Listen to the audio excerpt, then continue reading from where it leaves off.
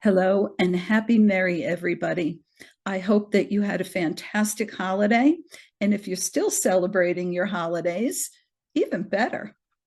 So this week, we had some decision points come up. And when I tuned in to look at what we were going to be talking about, I heard that there would be decision points for us. Now, humanity makes decisions all the time. We've made decisions at pivotal points in our past history, and we will make more decisions in pivotal points in our future history. Some people call them fixed points in time.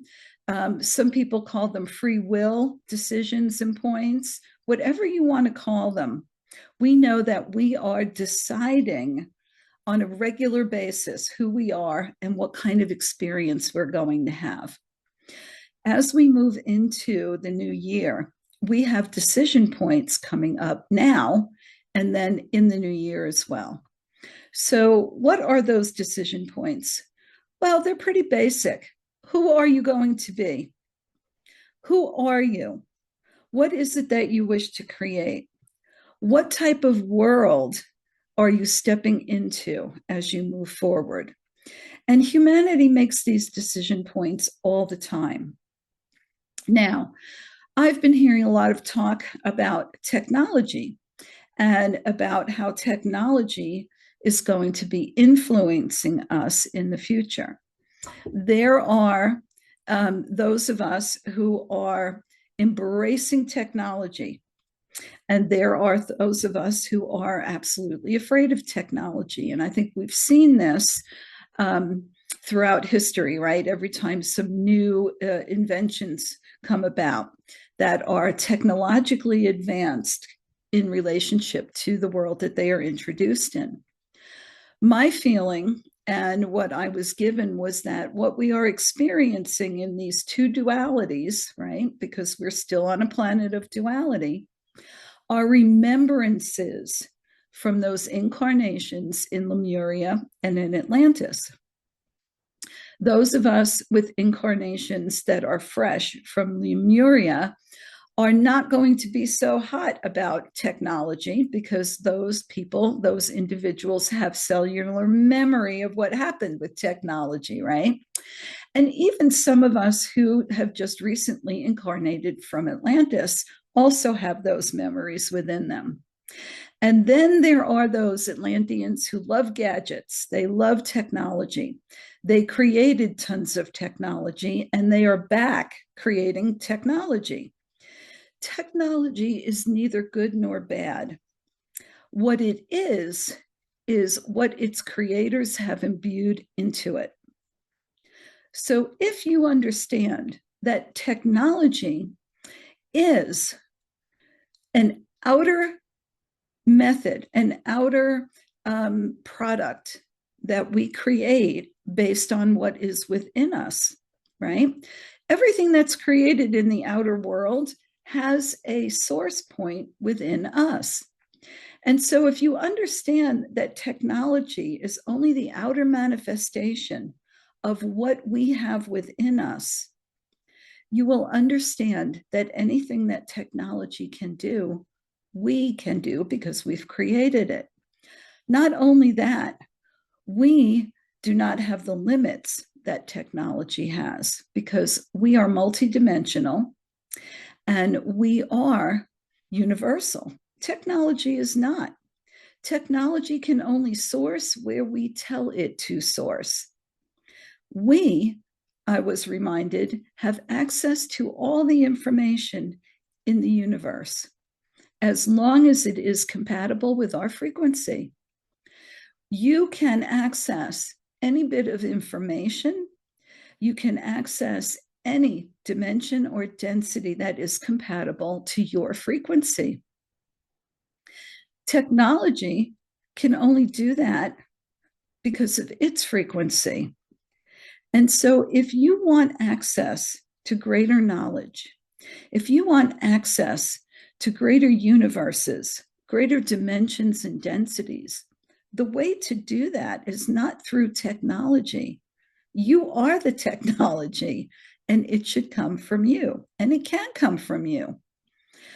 You can only access time, space, I guess we'll say places for right now, densities, dimensions, universes that are in alignment with your frequency. I was told that DNA is the key because our DNA holds our frequency. And as we light up that DNA with higher frequency, with light, with compassion, with love for self and others, as we lift our frequency, we can have access to other universes, other information, and we have already direct access to Creator Source. And we can also tap into that. So, am I saying abandon technology? Absolutely not. What I am saying is put it in perspective and understand that is something that we have created. And because it is something we have created, we want to not give our power to it and give it power over us. If you look around your home, you have created everything that is in your home. Do you give your power over to your sofa to create for you? Do you give your power over to your kitchen table to manifest for you or to tell you what is right or wrong? No. You recognize that it is a creation that you have manifested in the outer world from your inner. Technology is no different, and it would behoove us to remember that. I was told that all of this came about in my discussion with my guys this morning before they talked about what's coming up for us, and kind of was a preface to what they were going to say about the new year, new years, new beginnings, new directions, right? Well, what direction do you want to choose? Okay. Yes, technology is fast and it's a good tool. Do not give your power over to it because we move into this next year as we peel back the layers to who we truly are and raise our own frequency. We can create new and wonderful things, right? Any technology that can be created can be created within us. So, do we focus our attention as we move ahead to things that can be created on the outside that have a static frequency, or do we look within to create our life and our experiences and the world around us by raising our frequency from the beginning of us, right? From the inner of us. And when I say beginning, I mean the core of who we are, our starting point. Go into your DNA. Sit in your quiet space. Look into your DNA and send your love and light frequency and light it up, because that's the key to accessing all the information, the abilities, the creations that you are looking to do. That's the way to do it. Now, I was told to remind everybody as we move into this new year and as we move into the end of this year that there will be many decision points.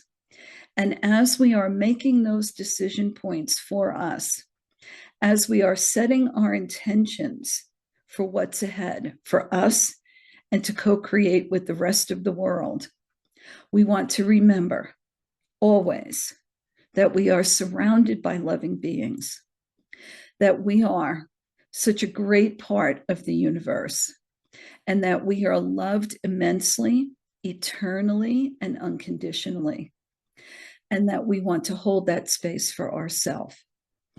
And so I'm going to set my intention for this year to truly come from a heart space in every aspect of my life, especially when it comes to driving on the road. That's my heart space challenge. and I'm going to embrace it this year. I want each of us to expand love and compassion and kindness to ourselves and to everyone around us. Raise your frequency by loving yourself and by bringing light into your body, into your environment. Light up your DNA. There is information encoded in your DNA that technology can't reach. It's all within us. We have the keys. We have the access.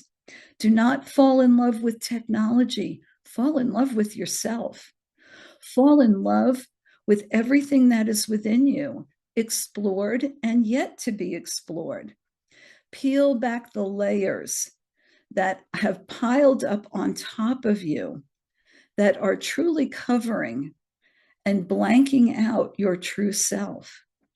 If your true self has to climb through dozens of layers of beliefs and fears and rigid ideas and all kind of experiences from the past, by the time it gets to the surface, the voice is very dim. And so as you peel back those layers to your true self, your inner voice, your inner sight, your inner knowing, your celestial spirit will be able to shine through clearly and brilliantly. And this is what's ahead for us. This is what we have to look forward to by working our own technology, by discovering what is within us and activating it. We have the power to do this. We have the power to create phenomenal change as we move forward, change within us, which facilitates change into the outer world. And so I want you to know that as we move forward, as we finish this year and we make those decisions, I guess some people call them New Year's resolutions, right? When we set our intent, whatever it is that you are intending, make sure you're intending it with love for yourself and for others. Make sure that you are imbuing it with light and kindness and the absolute knowing that what is within you is also outside of you, reflected back in the world around you. This is how we co-create. And 2026, I want to tell you, is going to be a year of great co-creation.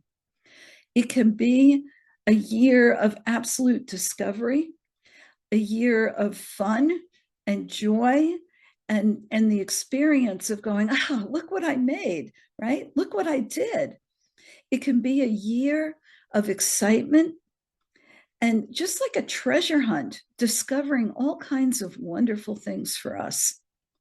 It can be a year of trauma and drama. It can be a year where we give up all of our power and we give it to things rather than give it to ourselves. Rather than connecting in with Creator Source, we connect with those things outside of us. We praise them and we give them our power. We give them our free will and our choice. Those are the decision points that are ahead of us. Make our decisions and your decisions consciously.